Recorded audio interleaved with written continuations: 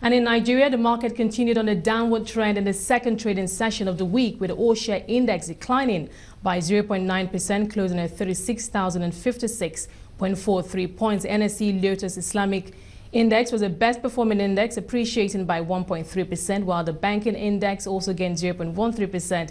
However, the NSE oil and gas, insurance and consumer goods all lost significantly on the day. The year-to-date change for the index now stands at 28.41%.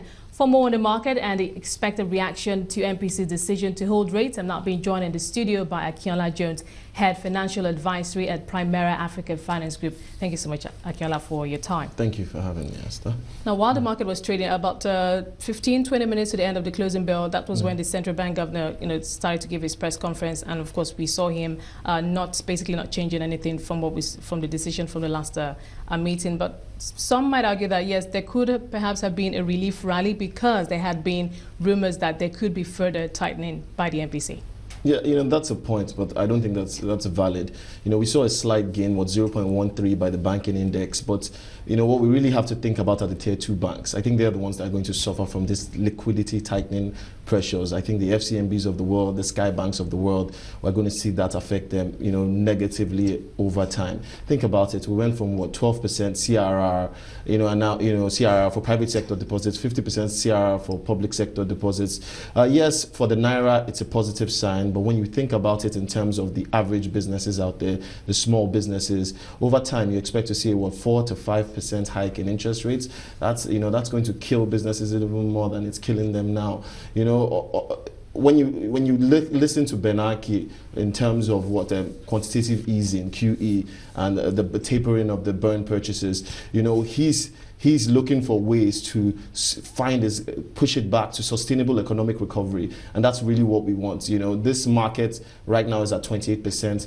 My projections before for year end of this market were roughly 35%, but at the rate we're going, maybe we might get to 30% by year end, and that would be good news if we are doing a 30% at the end of the year. Now, talking about the effect of the MPC on the economy, now we do seem to have a peculiar situation here, and I have heard the CBN governor repeatedly say that yes, he knows that a tight monetary environment is hurting businesses. That's why perhaps we saw that intervention, the SME fund, 240 billion that will be disbursed to SMEs, those who qualify for it. And he says that yes, we would like to bring rates down, even though we've seen inflation still in single-digit territory. But he keeps looking to the fiscal authorities, excessive spending, especially ahead of the 2015 elections. We see how structured effects in the economy. We're an import-dependent nation. So he looks at all these factors and continues to say that, look, these factors continue to tie our hands. We cannot keep this. We cannot keep it or bring the rates below 12%. We need to keep, albeit hot money. We still need to keep it in the system, at least to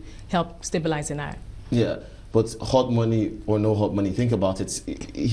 We understand that 650 billion naira is a number, 50% of CRR. That's like 1 month of FAC allocations or something. That's very significant. Yeah, but he did also say that the MPC is encouraging or pushing to see banks develop a different model that will see them rely less on public sector funds. And that is true, but we have to look at the Nigerian economy as a whole. Think about how every sector, every day this goes on. It affects our manufacturing sectors. We are the ones that are client-facing. We are the ones dealing with the clients. We are there every day. They are looking for private equity investments. They are looking for debt, and they are the ones suffering this. They are the ones that are going to... I understand the CBN, we need to solve this problem, and he is taking proactive steps to solve it. He has to look at both the international, from Fed's tapering of bonds, and still look at the local in terms of fiscal extensive spending, strong demand pressures. He has to look at all that, and we definitely understand that. So you're not satisfied with that trade-off between growth and development? Exactly, and I think that's the question. It's the question of growth versus development, and we need to find a perfect balance to that, or we'll kill business. Okay, let's go. Going back to the market. Well, we don't know how it will play out today, but looking at the all-share index, we're down to around 28% year to date. But some might say the market, has had a good run this year, even though this last quarter that we're seeing, on around the last quarter, things haven't been so fantastic as it were. But all in all, it's been a good run. It's been a good run. The NSE has done a lot, and they've put a lot of processes in place. The SEC has also done a lot in terms of a regulatory framework to push the market up. But we have to think about it as the American market, the US market recovers, a lot of that money might go back to more developed markets and leave the emerging economies. So, we have to make hay while the sun shines. We need to get more companies listed. We need to show them that this market actually will provide those kind of returns that they seek, and we need to win back investor confidence from the average mom and pop retail investor, which we've started seeing.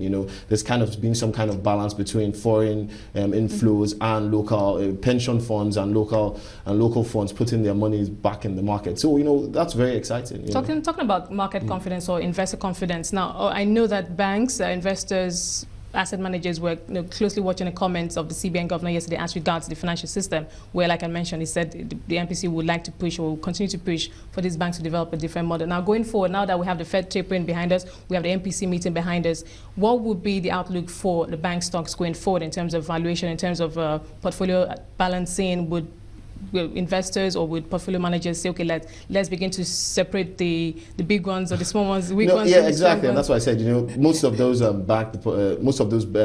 public sector deposits are held by UBA, First Bank, the big tier 1 banks. So most of those large funds are held with them. The tier 2 banks, like I said earlier, are going to be the hardest hit in this situation. That tightening liquidity, funding pressures. They have to, some of them are already going out, talking to investment banks, private equity funds, hedge funds, trying to. So they will get more creative. Exactly. They have to get more creative strengthen their balance sheet. So I guess perhaps that's what the market needs. I mean, many have argued, and you probably have that opinion too, that the banks haven't really been doing real banking. And now that all that money has been taken away from them, then they'll perhaps look at other avenues, be more creative, and see how they can increase their strengthen their balance sheets and also lend to the real economy. Very true. But we need to help the real economy, and we're not doing that. We need to do that. Help the average man on the street. Help the average businesses. We need to push to help that, and that's the goal. That's why we're all here. Okay.